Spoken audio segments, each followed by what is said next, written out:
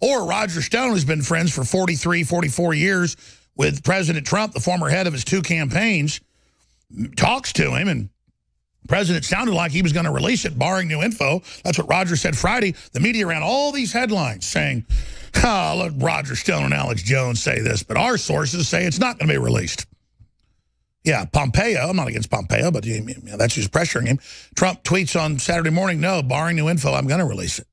So they just can't stand the fact that we don't just have the sources because we're honorable, but we're pro-America and we're winning. We just saw the new Czech billionaire modeled after Trump, a populist, win by a huge margin. We just saw a patriot modeled after Trump win in Austria. We see it in Australia. We see Catalonia trying to break away in a Trump-type movement. We see Reykjavik, Iceland. We see Brazil moving in that direction. We see Brexit. We see it everywhere. People don't want to be under a big private corporate new world order. Then you have Frederica Wilson coming out, lying about the president, getting caught lying. She wasn't on the phone call. He didn't say the things she said he said. Wearing her big fake cowboy hat, like Pocahontas over there. Elizabeth Warren saying she's an Indian. They're playing cowboys and Indians. She's falling on her face saying General Kelly is a racist because he called her stupid. I'll call you evil. You're like a clown, witch. So all of this is happening, but Antifa is planning the terror attacks on November 4th. Who knows what's coming? We're in the fight. We're starting to win, but it's like we lost the first 6 rounds. Now at round 10, we're winning and winning handily. There's 2 rounds left, baby, in heavyweight championship for the whole world's future. Roger Stone joins us. It isn't about a victory lap, but man, we're right. Man, we're on target. Man, we are just dead on, and they can't stand it, can they, Roger? No, Alex, they really can't. First of all, let me say I'm extraordinarily proud of our president, Donald Trump, because I know that the deep state and the intelligence agencies tried to pressure him not to release these documents. After 50 years, when you have Gerald Posner, the New York Times bestselling author and supporter of the Warren Commission in his book, team with Roger Stone, who wrote The Man Who Killed Kennedy, the case against LBJ, and we both call for transparency, the president absolutely did the right thing. The danger now, Alex, is not allowing the deep state to redact and hold back so much material in these 3,100 files that they become useless. A kind of a backdoor nullification of the president's courageous decision using the phony claim of national security to cover their. And that was my next question is, what do you think is going to be released? Because we know from the Congressional Commission and our deep research what's in the files. A lot of it's leaked. So we should, A, get to that next, but let's do B first. The big fear is Obama said we're going to release the 9/11 files, but they were all blacked out. Yeah, look, we know from the very last data release of these materials that we have J. Edgar Hoover, the FBI director, telling Lyndon Baines Johnson, the president, that the KGB has conducted their own independent investigation and determined that LBJ was the ringleader in John Kennedy's murder. We have documentation from the previous dump that French intelligence told Jacqueline Kennedy that they concluded Lyndon Johnson was culpable. We have Bobby Baker, right-hand man to Lyndon Johnson, saying to one of John Kennedy's top aides, John Kennedy will not live out his term and he will die a violent death. This is at the 1961 inauguration. So there's no telling what the next tranche could be. I expect that we will find additional ties to Lyndon Johnson, and the CIA and their long-term ties to Oswald, which they've been pretty adept at covering up, may finally come to light. To be clear, you talked to the president. He said, look, barring new info, I'm probably going to do it. You on air said he's leaning towards, I think he'll do the right thing. It's supposed to come out next Friday. Do you think Pompeo or others can get to him and stop him? Or will they go the end run and say, okay, sir, we will, but again, completely black it out? Look, there's no chance that he's going to reverse himself on this, and the public reaction to it, I think, has been quite positive. No, I think that they may seek the back door. In July, there was a more limited dump of material, Alex, and far too much of it was redacted and held back. I will be the first to go public if this is an attempt by the deep state to countermand what the president has ordered, hoping that he doesn't notice. The president's committed to transparency, and there's so many things that we'd like to know. I'd like to see if there's any further evidence of Ted Cruz's father's involvement with Oswald. We know that Judith Very Baker, who is definitely connected to Oswald in the Warren Commission report, has said publicly that she knew Angel Cruz as part of Lee's crew in New Orleans. So there's a lot of things here that could be extraordinarily interested regarding this upcoming dump. Sure, and let's stop right there. Obviously, since you were the head of the campaign and the media made stuff about you and the fake Russiagate thing has now collapsed. We know it was the Clintons doing it, so they tried to blame the people exposing it like yourself, Julian Assange and others, myself, just totally asinine. Anderson Cooper, they said, Anderson Cooper attacked people saying they must be, agents of Russia. They blamed Tucker Carlson, said he may be one. Clearly, they're the ones involved is why they're scared. But now maybe in hindsight, you can get into some of the other conversations with the president. Because I remember during the campaign, we talked on air and privately saying, look, it looks like Ted Cruz's dad, was involved, was CIA. We know it looks like him. We know he was there. We think if we bring this out, Cruz will drop out. Trump did it after you and others talked to him. It came out, and then his dad dropped out 2 days later. I mean, you talk about running for the hills. I mean, you want to talk about that conversation now? I think it's newsworthy. Well, look, I would say this. Donald Trump is his own man. No, I know that, but you gave him the intel. Just say it. That said, Alex, he loves nothing better than giving the needle to his opponents, the way he did to little Marco Rubio, the way he did to Lion Ted Cruz. So he saw the opportunity to needle Ted Cruz about a photograph that comes from the Warren Commission report that certainly looks like Angel Raphael Cruz. And his father lived there, and his father had the connections, and our sources say it was him. We have a witness who says it was him, Judith Very Baker. So the president never misses an opportunity to needle his opponent. And then he dropped out right after it came out. Yeah, no, it was devastating. It was meant to drive Ted Cruz crazy. And if you saw the videos that day, he was drooling. He was arguing with I'm just saying, you never take credit for the stuff that I'm even halfway involved in. I'm very proud of. Well, look, I think it's all covered in my book, The Making of the President 2016, and the role of InfoWars, the role of the alt-right media. It's all there. I commend it to you. Well, amazing. And again, alt-right, Hillary's term, that's fine. But, I mean, we really are the new right, aren't we?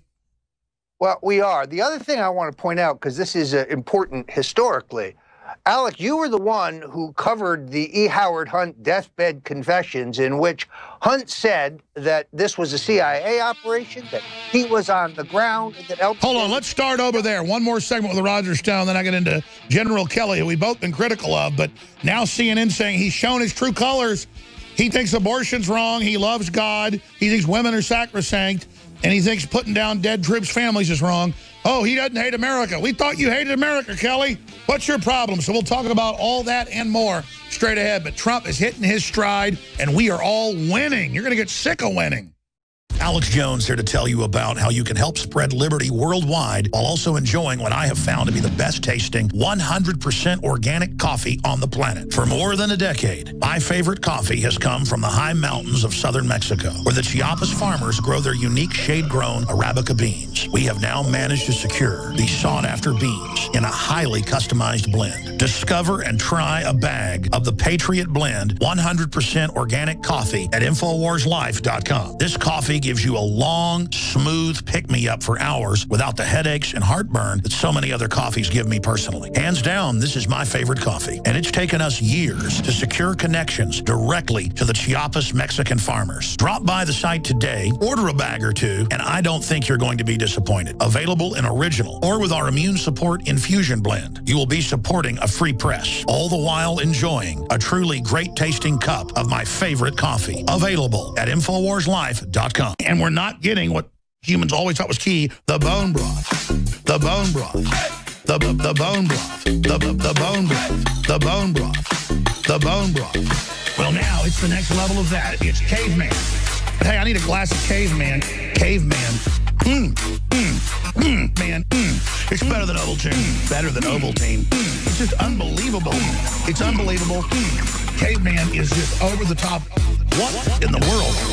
But now with the milk, I was like, whoa, this has milk in it.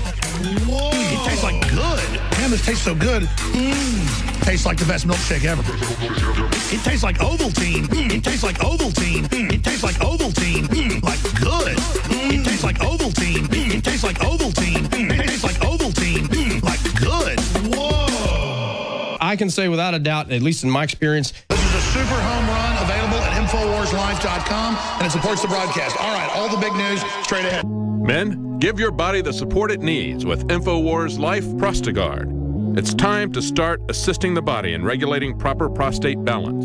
InfoWars Life has set out to bring you formulations that are not only the highest quality out there, but formulas that you can use on a daily basis to give your body the natural herbs and extracts that our experts recommend.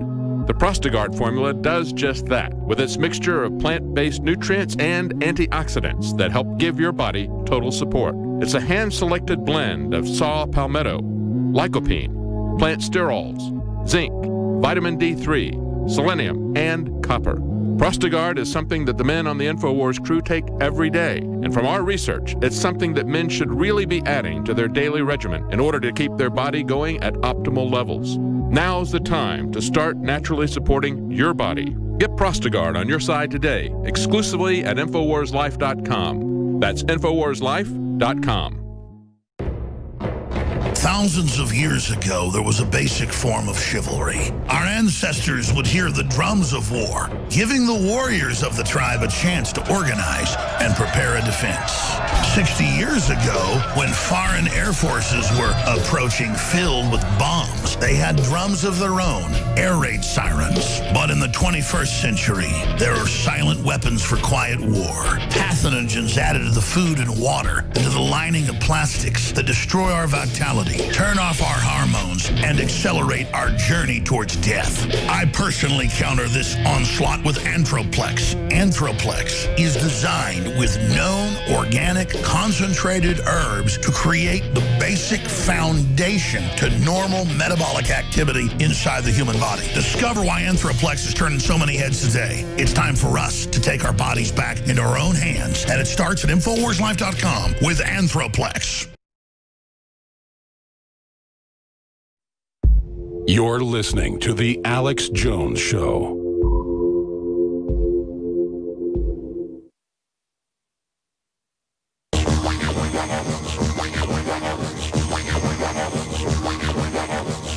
Another world.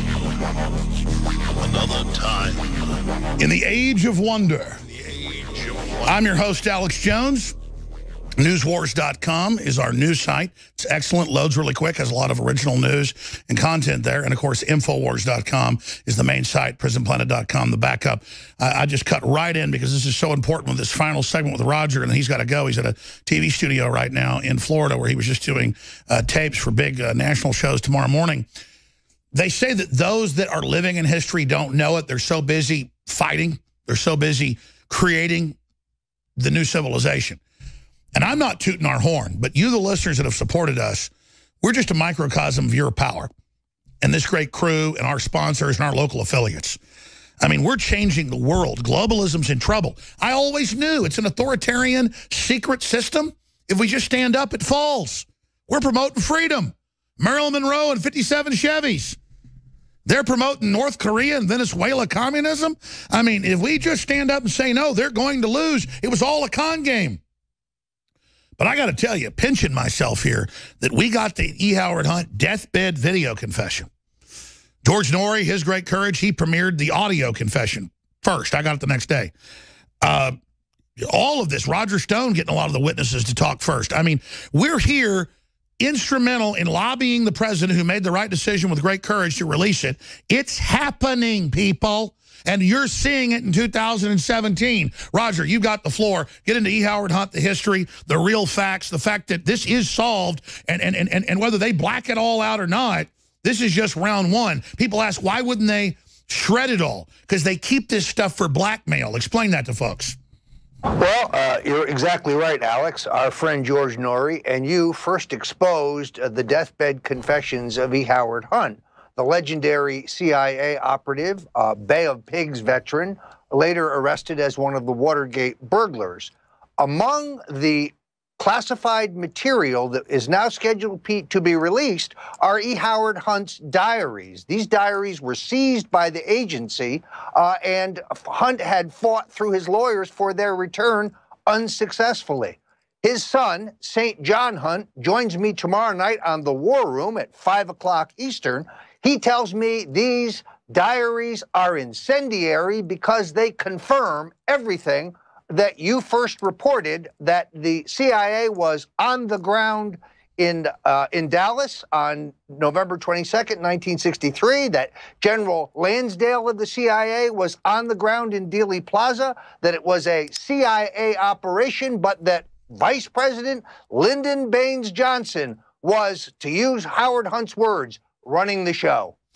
That's right. And Hunt was a, quote, armchair quarterback, a bench warmer. Basically, it was his words, in charge, but he was the second phase down the road of it failed. They were ready with bazookas, hand grenades, you name it. I mean, they were going to kill Kennedy.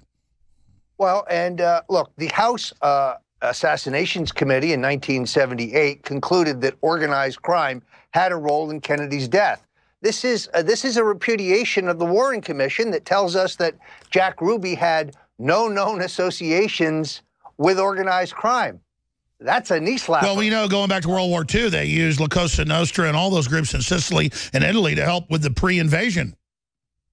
Well, we also know that once the Central Intelligence Agency and their assets were thrown out of Cuba, we had to rely on the still mob-owned casinos in that country for intelligence on what Castro was doing. We also know the mob and the Central Intelligence Agency in a secret operation organized by Vice President Richard Nixon, green-lighted by Dwight Eisenhower, sought to assassinate Fidel Castro. That was Operation Mongoose.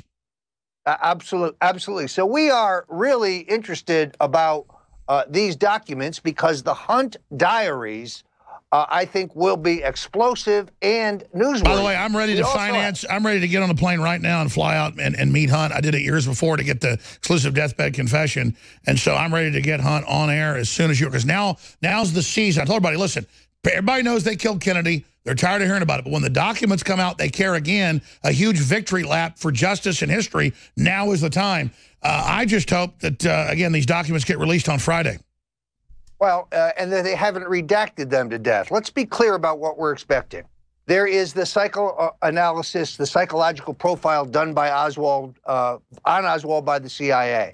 There is the classified testimony of both CIA and FBI officials to the Congress that was not released at that time. There is the transcript of the interrogation of Yuri Nisenko, who was thought by some to be Oswald's handler. There are documents pertaining to Oswald. And again, that was the local white Russian, right?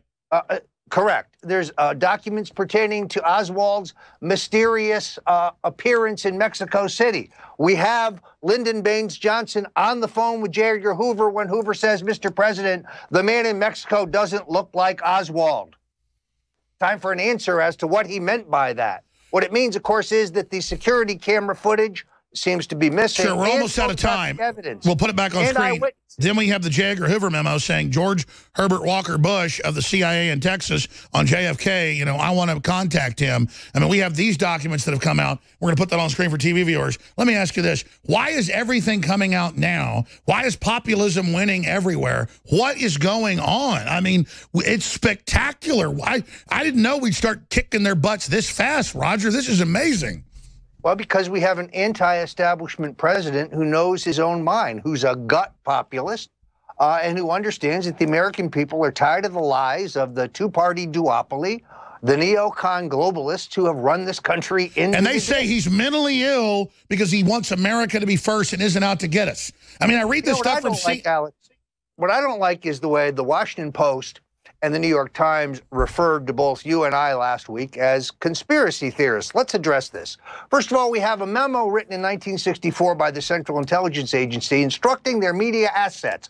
Anytime anyone disagrees with the government's conclusions regarding the Kennedy assassination, call them a conspiracy theorist. It's an attempt to discredit us. And they still do it today. They still follow the old order today. But let's talk about some real conspiracy theories.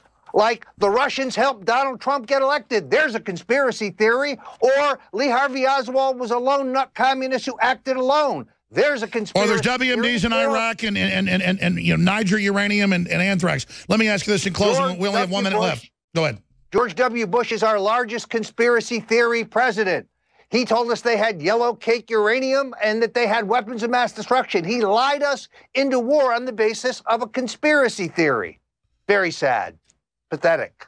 Exactly. And now it's just a bunch. I mean, you look at that photo of Lady Gaga and the old presidents in closing, 30 seconds. What do you make of, it's in the New York Post, Jimmy Carter came out against the Clintons, came out against Obama and said they're all full of it, that Americans want populism and that Trump was elected by Americans and Russia wasn't involved. Jimmy Carter just turned against him. What's going on?